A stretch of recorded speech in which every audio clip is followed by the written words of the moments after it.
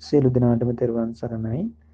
නමෝ තස්ස භගවතු වරහතෝ සම්මා සම්බුද්දස්ස.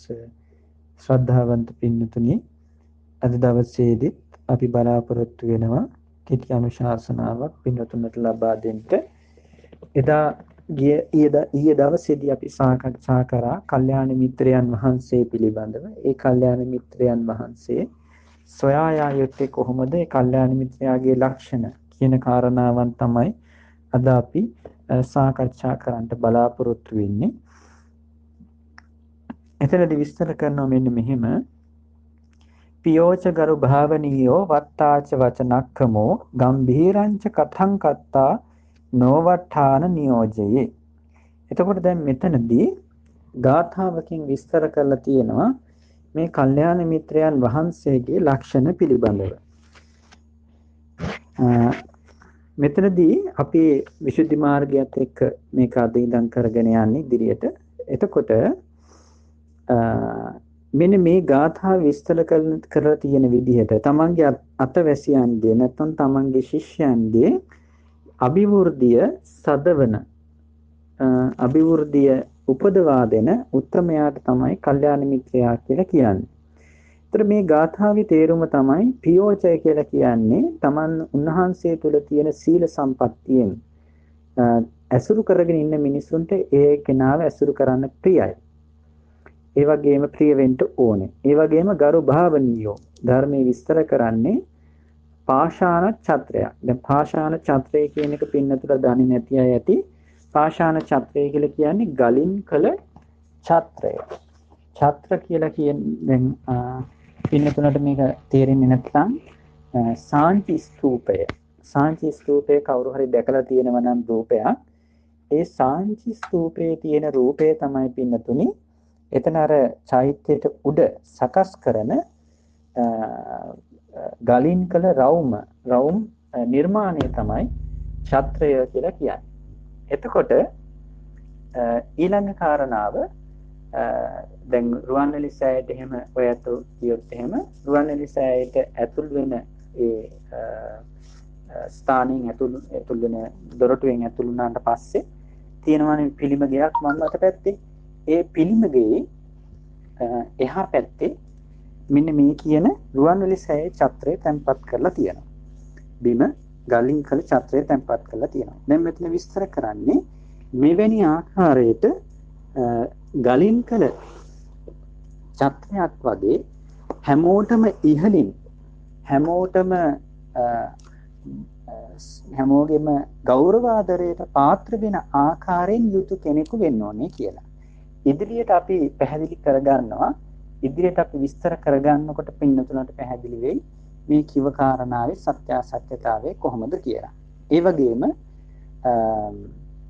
තවත් විස්තර කරනවා තමන්ගේ ආශ්‍රිතයන්ට තමා ඇසුරු කරගෙන ඉන්න අයට අවවාද කරනවාද. ඒ වගේම චෝද්‍ය වශයෙන් විචාල ප්‍රශ්න ඉවසන සුළු වන්නේද. මෙතන විස්තර කරන්නේ තමන් දන්නේ නැති යම් පිරිස් යම් කරුණු ඉදිරිපත් කර අපි උදාහරණයක් වශයෙන් ගත්තොත් සමහර අය තමන්ගේ පෞද්ගලික ජීවිතේ කටයුතු පවා පෞද්ගලික ජීවිතේ කාරණා පවා ගුරුවරයන්ට විස්තර කරන අවස්ථා තියෙනවා.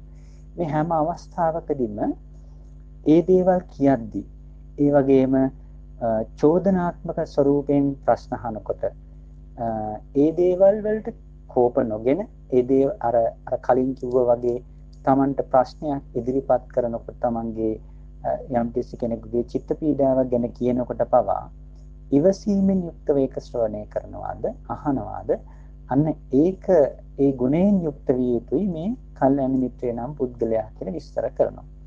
ඒ වගේම ගම්භීරංච කතං කත්තා කියලා කියන්නේ ගාම්භීර වූ පටිච්චසමුප්පාද ආදී ඒ ගැඹුරු දහම් කරුණු පිළිබඳව මේ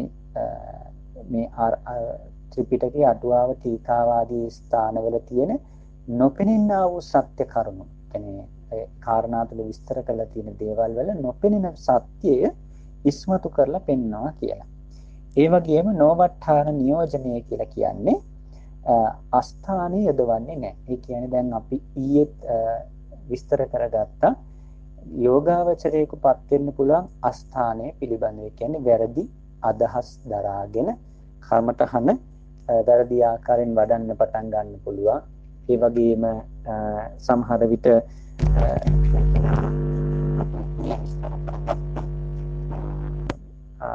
මම කියලා දුන්න මේ ඕභාස ඒ ප්‍රීතිපස්සද්දි කියන දෙකට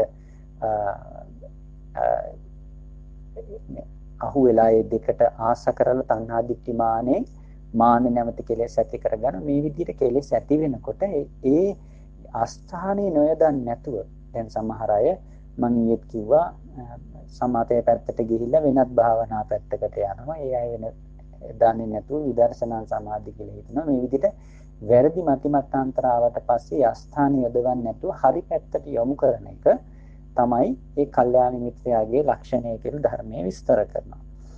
එතකොට මෙන්න මේ ආකාර ගුණ වලින් යුක්ත කෙනා තමයි කල්යාණ මිත්‍රයා කියලා ධර්මයේ විස්තර කරන්නේ. මෙතනදී බුදුරජාණන් වහන්සේ ගැන මුලින්ම විස්තර කළා තියෙනවා. සම්මා සම්බුදුරජාණන් වහන්සේ තමයි කල්යාණ මිත්‍රයන් අතර ශ්‍රේෂ්ඨතම කෙනා කියලා. ඒ කියන්නේ උන්වහන්සේ සර්වාකාරයෙන් සර්ව සම්පූර්ණව ඉන්ද්‍රිය පරෝපරිඥානේ ඒ කියන්නේ ෂට් අසාධාරණ ඥාන කියලා තියෙනවා. ඒ කියන්නේ ශ්‍රාවකයන්ට නැති බුදුවරයෙකුටම පමණක් තියෙන විශේෂ ඥාන තියෙනවා. ඒකට උන්වහන්සේට අතීත දැන් අපි ගත්තොත් ප්‍රකෘති ශ්‍රාවකයෙකුට අතීතයේ යම් කිසි කෙනෙකුගේ పూర్ව ජන්මය බලන්න පුළුවන්කම ලැබෙන්නේ අභිඥාව හරහා යම් සීමා සහිත කාල පරිච්ඡේදයකට කල්ප 100ක් වගේ කාල සීමාවකට. එතකොට මහා ශ්‍රාවකයෙකුට කල්ප ලක්ෂයයි. ඒ වගේම 80 මහා ශ්‍රාවකයන් වහන්සේලාගේ අතර ඉන්න අග්‍ර ශ්‍රාවකයන් වහන්සේලාට ඒකාසංඛ්‍ය කල්ප ලක්ෂයයි. ඒ වගේම එතනින් එහාට දකින්න පුළුවන් බුදුරජාණන් වහන්සේ නමකට පමණයි. එතකොට දැන් ඒ අතරතුර ඉන්න පස්සේ බුදුරජාණන් වහන්සේලා ධ්‍යාසංග කල්පලක්ෂයක් බැලුවට උන්වහන්සේලාගෙන් කමඨහන් ගන්න බැරි ගැටලුව තියෙනවානේ. ඒතකොට මේ මෙතනදී විස්තර කරන්නේ බුද්ධ ශාසනයක් පවතින මොහොතකදී කල්‍යාණ මිත්‍රයන් වහන්සේලා කවුද කියන කාරණාව සම්බන්ධව. ඒ බුදුරජාණන් වහන්සේගේ ගන්න කර්මස්ථානයම සාර්ථක වෙනවා කියලා ධර්මයේ විස්තර කරනවා. ඒක පින්නතුන්ට පැහැදිලි. උන්වහන්සේලා ඉන්ද්‍රිය පරෝපරියත් ඥානය හරහා ඒ වැඩිච්ච ඉන්ද්‍රිය ධර්මයන් හඳුනාගෙන ඉන්ද්‍රිය ධර්මයන් වැඩෙන්න අවිෂ්ඨාන කොට ධර්මයේ දේශනා කරන නිසා කමඨාන් ලබා දෙන නිසා උන්වහන්සේලාගේ කර්මස්ථානයේ බුදුරජාණන් වහන්සේගේ කර්මස්ථානයේ හැම අතින්ම සාර්ථකයි. බුදුරජාණන් වහන්සේ නමක් ජීවමානව නැත්තම් උන්වහන්සේ පිරිනිවන් පාරා නම් 80 මහා ශ්‍රාවකයන් වහන්සේ නමක් වැඩ හිටියොත් අන්නේ 80 මහා ශ්‍රාවකයන් වහන්සේලා වෙත කෙනෙකු වෙතට ගිහිල්ලා කමඨහන් ගන්න කියලා විස්තර කරනවා. ඒ 80 මහා ශ්‍රාවකයන් වහන්සේලාද පිරිනිවන් පෑවොත් එහෙම උන්වහන්සේලාද පිරිනිවන් පාරලා ඉන්නේ යම් කමඨහනක් අරගෙන චතුෂ්ක පංචක ධ්‍යාන උපදවලා ඒ ධ්‍යාන පාදස්ථාන කොටගෙන විදර්ශනා වඩලා රහත් වෙච්ච රහතන් වහන්සේ කෙනෙක්ගෙන් කමඨහන් ගන්න කියලා කියනවා පළමු කොට. මෙතනදී පින්තුන දන්නති කාරණාවක් කියලා දෙන්නම් මේ චතුෂ්ක පංචක ධ්‍යාන පිළිබඳව. චතුෂ්ක පංචක කියලා කියන්නේ මෙන්න මේ ආකාරයෙන්. දැන් අපි දන්නවා ප්‍රථම ධ්‍යානයේ විස්තර කරනකොට තියෙනවා විතක්ක ਵਿਚාර පීති සුඛ ඒකාග්‍රතාස කියලා ධ්‍යානාංග පහක්. තීක්ෂණ ප්‍රඥය නැත්තම් නුවණ වැඩි අය ဒုတိ ය ධ්‍යානයටපත් වෙනකොට ප්‍රථම ධ්‍යානයෙන් ဒုတိ ය ධ්‍යානයට යනකොට මේ විතක්ක ਵਿਚාර කියන මුල් ධ්‍යානාංග දෙකම ඉවත් කරලා විචාර පීති සුඛ ඒකාග්‍රතාව සහිත ဒုတိ ය ධ්‍යානයටපත් වෙනවා. එයාගේ තතිය ධ්‍යානයේ විචාරය අයින් කළා තුන්වෙනි ධ්‍යානයේදී සුඛ ඒකාග්‍රතාව සහිත තතිය ධ්‍යානය. සුඛ කියන ධ්‍යානයන්ගත් ඉවත් කරලා සතරවෙනි ධ්‍යානයේ කෙනාට උපදිනවා උපේක්ඛා ඒකාග්‍රතාව සහිත චතුර්ථ ධ්‍යානය කියලා. තීක්ෂණ නොවූ මන්ද ප්‍රඥ අය ධ්‍යාන වඩද්දී ප්‍රථම ධ්‍යානයේ ඒ කෙනාට ධ්‍යානාංග 5යි ဒုတိ ය ධ්‍යානයේ කෙනා අර විතක්ක ਵਿਚාර දෙකෙන් එකයි අයින් කරනවා. මුල්ම එක අයින් කරනවා. ඊළඟට එතකොට යාට තියෙන විචාර පීඨ සුඛ ඒකාග්‍රතාව සහිත ဒုတိ ය ධ්‍යානය. ඊට පස්සේ යාගේ ඊළඟ ධානාංග අයින් කරාම පීති සුඛ ඒකාග්‍රතාව සහිත තතිය ධානය. ඒ පීති අංගය අයින් කරාට පස්සේ සුඛ ඒකාග්‍රතාව සහිත චතුර්ථ ධානය. ඒ සුඛය අයින් කළා ඒකට උපේක්ඛාය දාගත්තාම උපේක්ඛාය ඒකාග්‍රතාව සහිත පංචම ධානය. ඔන්න ඔහම තමයි ධාන පහක් හැදෙන්නේ. ඒතකොට මේ ඒක තීරණය වෙන්නේ ප්‍රඥාව අනුව. ඒ කෙනාගේ ප්‍රඥාව අනුව. තීක්ෂණ ප්‍රඥාද මන්ද ප්‍රඥාද කියන එක අනුව තමයි ඒක තීරණය වෙන්නේ. ඒතර මේ විදිහට රහත් භාවයටපත් වෙච්ච කියන්නේ ධානාංග ප්‍රත්‍යවේක්ෂා කොට ඒ ධානාංග හරහා නාම රූප සම්මර්ෂණය කළ රහත් භාවයටපත් වෙච්ච රහතන් වහන්සේ කෙනෙක් ගාවට යන්න කියලා විස්තර කරන්නේ. එතකොට මෙතනදී තවත් කතාවක් කියනවා රහතන් වහන්සේලා රහත් භාව කියාපාන්නේ නැද්ද කියලා. එතනදී උත්තරයක් ධර්මයේ ලබා දෙනවා. එහෙම ප්‍රකාශ මේ අංගවා පෙන්වනවා කාරකේ කියයි දැනගත් කල්හි කියලා. ඊයේ මම විස්තර කරා පින්නතුනට කාරකේ කියලා කියන්නේ කවුද කියලා. ගුරුවරයා ඉදිරියේ ඔප්පු කරලා පෙන්නපු කෙනෙක් තමයි තමන් මේ ධර්ම මාර්ගය අවබෝධයට සුදුසුයි කියලා යම්